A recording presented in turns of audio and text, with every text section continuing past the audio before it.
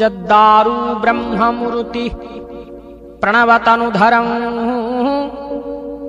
सर्ववेदान्तसारं भक्तानां कल्पवृक्ष्यं भवजलतरणिः सर्वतत्त्वानुतत्त्वं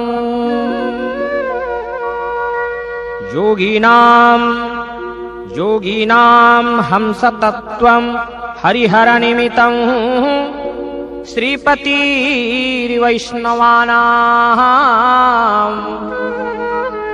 शैवानां भैरवाक्ष्यं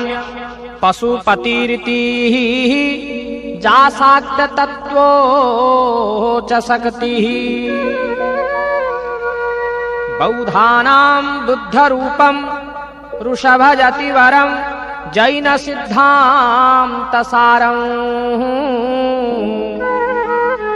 सादेवं पातु नित्यं कलिकुलगुहरं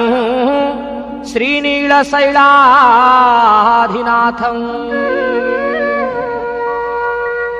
पंचदशाध्यायः श्रीपुरुषोत्तमो योग श्रीभगवानुवाच ऊर्ध्वो मूलमध्यशाख मस्वस्तं प्राहुरव्ययम् छन्दांसि यस्य पर्णानि जस्तं वेद स वेदवित् अथाश्वरधो प्रसुतां तस्य शाखां गुणः प्रवृद्धां विषयो प्रवाळः अथास्य मूलाः ननु सन्ततानि कर्मानुबन्धीनि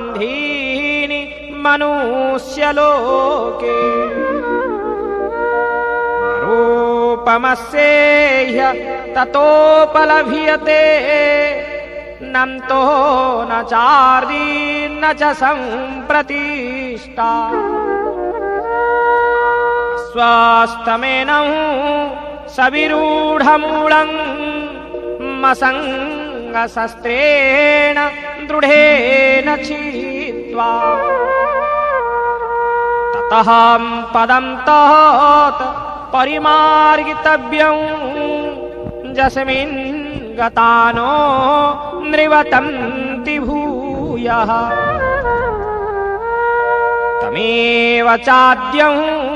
पुरुषं प्रपद्ये यतः प्रवृत्तिः प्रसुता पुराणी निर्माणमोहां जितसङ्गदोषां अध्यात्मनित्यां विनिवृत्तकामः नैर्विमुक्तां सुखदुःखसङ्गैः गच्छन्त्यमूढाः पदमव्ययत् न तद्भासयते सूर्यो न शशाङ्को न पावकः यद्गत्वानं निवर्तन्ते तद्धामं परमं मम ममैवांसो जीवलोके जीवभूतः सनातनः